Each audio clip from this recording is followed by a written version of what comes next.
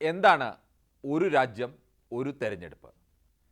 കേന്ദ്ര മന്ത്രിസഭ അംഗീകാരം നൽകുകയും പാർലമെന്റ് ശീതകാല സമ്മേളനത്തിൽ ബിൽ കൊണ്ടുവരുമെന്ന് പ്രഖ്യാപിക്കുകയും ചെയ്ത ഒരു രാജ്യം ഒരു തെരഞ്ഞെടുപ്പ് എന്താണെന്ന് പരിശോധിക്കാം.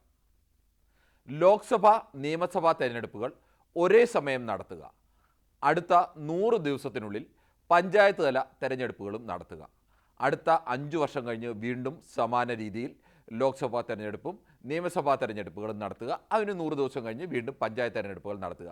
ഇതാണ് ഇതിൻ്റെ ചുരുക്കം.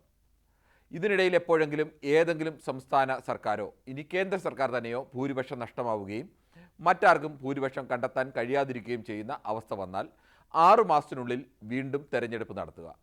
എന്നാൽ ഇങ്ങനെ ഈ തെരഞ്ഞെടുപ്പിലൂടെ അധികാരത്തിൽ വരുന്ന സർക്കാരിന് കഴിഞ്ഞ സർക്കാരിൻ്റെ ബാക്കി കാലാവധി എത്രയുണ്ടോ അത്രയും കാലാവധി മാത്രമേ ഭരണത്തിലിരിക്കാൻ കഴിയൂ. ഉദാഹരണത്തിന് 2 വർഷം കഴിയുമ്പോൾ ഒരു സർക്കാർ വീണാൽ അവിടെ വീണ്ടും തെരഞ്ഞെടുപ്പ് നടക്കും. പക്ഷേ ആ സർക്കാരിന് 3 വർഷത്തെ കാലയളവേ ഉണ്ടാകൂ. എന്നാൽ 1-1.5 വർഷം മാത്രം ബാക്കി നിൽക്കെ സമാന സാഹചര്യം വന്നാൽ എന്താണ് പരിഹാരമെന്നതിൽ ഇപ്പോഴും അവ്യക്തതയുണ്ട്. ഈ 6 മാസത്തേക്ക് വേണ്ടിയോ 1 വർഷത്തേക്ക് വേണ്ടിയോ വീണ്ടും തെരഞ്ഞെടുപ്പ് നടത്തുമോ, അതോ ആ സമയം രാഷ്ട്രപതി ഭരണത്തിലേക്ക് പോകുമോ എന്നൊക്കെയുള്ള അവ്യക്തതകൾ ഇപ്പോഴും നിലനിൽക്കുന്നുണ്ട്. ഈ വിവരങ്ങളിലൊക്കെ കൃത്യമായ വ്യക്തത വരണം എന്നുണ്ടെങ്കിൽ പാർലമെൻറ്റിൽ ബില്ല് അവതരിപ്പിക്കുമ്പോൾ ആ ബില്ലിൻ്റെ വിവരങ്ങൾ പുറത്തു വരണം.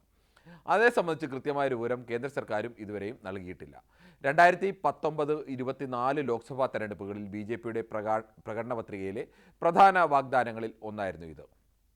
മുൻ രാഷ്ട്രപതി രാംനാഥ് കോവിന്ദിൻ്റെ നേതൃത്വത്തിൽ ഒരു ഹൈപ്പവർ കമ്മിറ്റിയെ ഇത് പഠിക്കാൻ വേണ്ടി നിയോഗിക്കുകയും 18,000 പേജുള്ള ഒരു റിപ്പോർട്ട് ഈ വർഷം മാർച്ച് 15-ന് രാഷ്ട്രപതി ദ്രൗപദി മുർമുവിന് നൽകുകയും ചെയ്തു.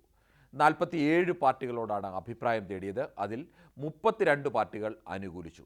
കോൺഗ്രസും തൃണമൂൽ കോൺഗ്രസും DMKയും CPM അടക്കമുള്ള പ്രധാനപ്പെട്ട പ്രതിപക്ഷ പാർട്ടികളെല്ലാം തന്നെ ഇതിന് എതിർപ്പാണ് ഉന്നയിച്ചത്. കേരളത്തിൽ നിന്നുള്ള മുസ്ലിം ലീഗും കേരള കോൺഗ്രസ് മാണി ഗ്രൂപ്പും ഇതിൽ ഒരഭിപ്രായവും പറഞ്ഞില്ല. എന്താണ് കാരണമെന്നും അറിയില്ല. ചെലവ് കുറയ്ക്കും, വികസനം പ്രോത്സാഹിപ്പിക്കും. ഇതാണ് ഈ റിപ്പോർട്ട്. എന്താണ് ഇങ്ങനെ ഒരു രാജ്യം ഒരു തെരഞ്ഞെടുപ്പ് നടത്തിയാലുണ്ട ഗുണം എന്നതിനെക്കുറിച്ച് പറയുന്നത്. രാജ്യത്ത് വ്യത്യസ്ത സമയങ്ങളിൽ ലോക്സഭാ തെരഞ്ഞെടുപ്പ് നടക്കുന്നു, നിയമസഭാ തെരഞ്ഞെടുപ്പ് നടക്കുന്നു, പഞ്ചായത്ത് തെരഞ്ഞെടുപ്പ് നടക്കുന്നു. അപ്പോൾ ഈ സമയത്തെല്ലാം കൂടുതൽ ഫോഴ്സിനെ ഉപയോഗിക്കണം, കൂടുതൽ സർക്കാർ ഉദ്യോഗസ്ഥരെ ഇതിനുവേണ്ടി വിനിയോഗിക്കണം. അങ്ങനെ ഈ സംവിധാനങ്ങളെല്ലാം 3ആയിട്ട് ഒരുക്കുന്നതിനുള്ള ചെലവ് ഒരുമിച്ച് നടത്തുമ്പോൾ കുറയും എന്നുള്ളതാണ് പ്രധാനപ്പെട്ട ഒരു നേട്ടമായി പറയുന്നത്.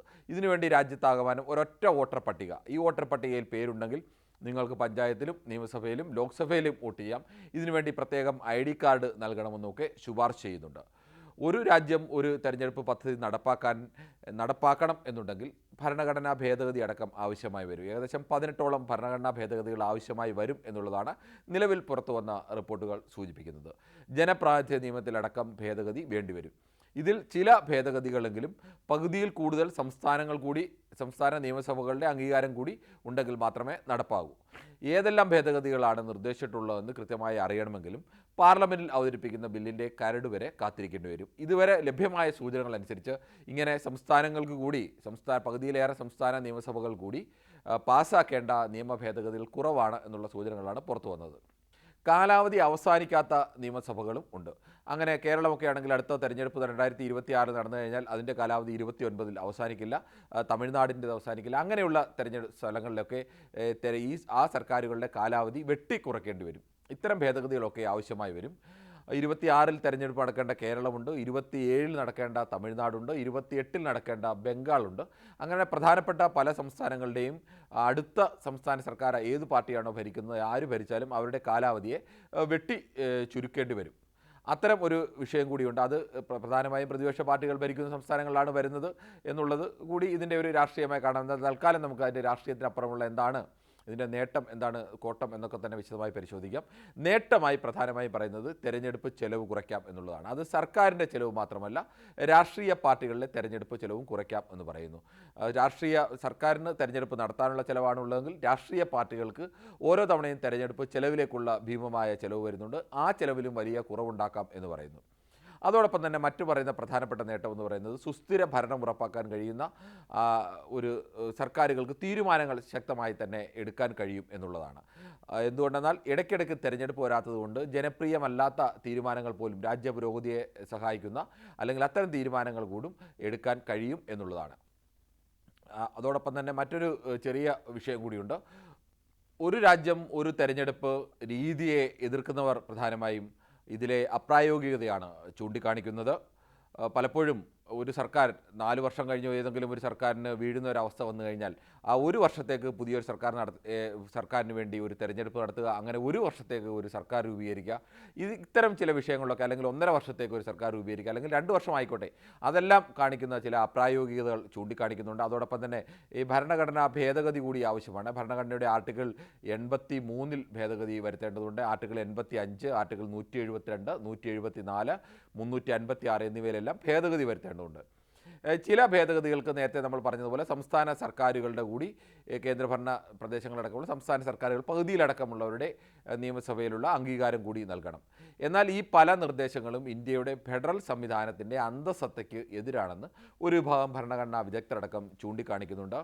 നമ്മുടെ 5 വർഷത്തേക്ക് തിരഞ്ഞെടുക്കപ്പെടുന്ന ഒരു സർക്കാരാണുള്ളത് ഇന്ത്യയിൽ, സംസ്ഥാനത്തായാലും കേന്ദ്രത്തിലായാലും. അതിന് പകരമായി 1 വർഷത്തേക്കോ 2 വർഷത്തേക്കോ ഒക്കെ തിരഞ്ഞെടുക്കപ്പെടേണ്ട സർക്കാരുകൾ കൂടി ഇതിൻ്റെ ഭാഗമായി വരുന്നു എന്നുകൂടി പറയുന്നുണ്ട്. ഇങ്ങനെയൊക്കെയാണെങ്കിലും പ്രതിപക്ഷത്തിൻ്റെ എന്തെല്ലാം എതിർപ്പുകൾ ഉണ്ടെങ്കിലും BJP ഇത് നടപ്പാക്കാനാണ് തീരുമാനിക്കുന്നതെങ്കിൽ നിലവിലെ രാഷ്ട്രീയ സ്ഥിതി അനുസരിച്ച് BJPക്ക് അത് നടപ്പാക്കാൻ കഴിയും. ലോക്സഭയിലായാലും രാജ്യസഭയിലായാലും ഇപ്പോൾ ഇത്തരം ഒരു ബില്ല് കൊണ്ടുവന്നാൽ അത് പാസ്സാക്കാനുള്ള ഭൂരിപക്ഷ പിന്തുണ ഇപ്പോൾ BJPക്കുണ്ട്. ഇനി ഭരണഘടനാ ഭേദഗതിക്ക് പകുതിയിലധികം സംസ്ഥാനങ്ങളുടെ അംഗീകാരം വേണം എന്ന അവസ്ഥ വന്നാലും നിലവിലെ രാഷ്ട്രീയ സാഹചര്യത്തിൽ BJPക്ക് അതിന് കഴിയും. അതുകൊണ്ട് BJP ഇത് നടപ്പാക്കാൻ തീരുമാനിച്ചാൽ ഒരു രാജ്യം ഒരു തെരഞ്ഞെടുപ്പ് എന്ന രീതിയിലേക്ക് രാജ്യം 2029 മാറും എന്നത് ഉറപ്പാണ്.